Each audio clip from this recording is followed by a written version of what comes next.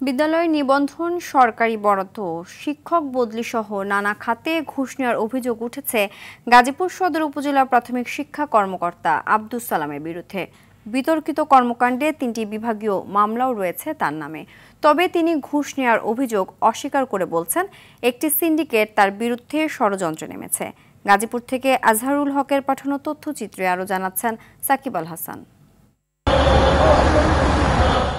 একটি বেসরকারি প্রাথমিক বিদ্যালয় নিবন্ধনের জন্য ২ থেকে ৩ লাখ টাকা, সরকারি প্রাথমিক বিদ্যালয়ের মেরামতের বরাদ্দ থেকে অর্থ আত্মসাৎ, বাদ পড়েনি পিয়ন ও নৈশপ্রহরীর বোনাসে টাকার ভাগ বসানো, এমন সব অভিযোগ গাজীপুর সদর উপজেলা প্রাথমিক শিক্ষা কর্মকর্তা আব্দুস সালামের বিরুদ্ধে।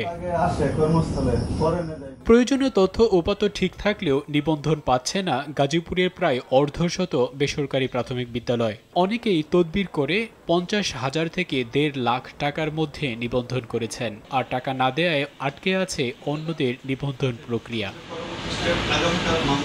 ঘুষ না দিলে স্কুল বন্ধেরও হুমকি দিচ্ছেন তিনি। আপনার স্কুলকে সুকস করুন। তখন বললাম, স্যার আমাদের কাগজপত্র তো সব ঠিক আছে।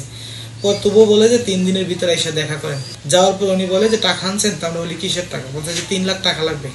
আমরা বলছি টাকা তো দেওয়া যাবে না। উনি কি করে, এই আমাদের ফাইল, আমাদের কাগজপত্র সব ঠিক আছে দেখো, উনি ফাইল ছুঁড়ে ফেলে দেয়। অনেক কথা বলছি, পরে আমি বলছি এক পর্যায়ে আমরা, স্যার আমাকে যদি আপনি যদি ডিমোশন দেওয়ার মতো যদি আপনার যদি ক্ষমতা থাকে আমাকে দেন, আমি অব্যাহতি নেব স্যার, আমি তবু আপনাকে আমি টাকা দেবো না। অবিলম্বে তার অপসারণ দাবি এই শিক্ষকের। শিক্ষা নিয়ে একটা বাণিজ্য হয়ে উঠছে। আমরা দুর্নীতিগ্রস্ত অফিসার কাজে শব্দটি চাই না, আমরা অন্যতি বিলম্বে তার করতে আসছি।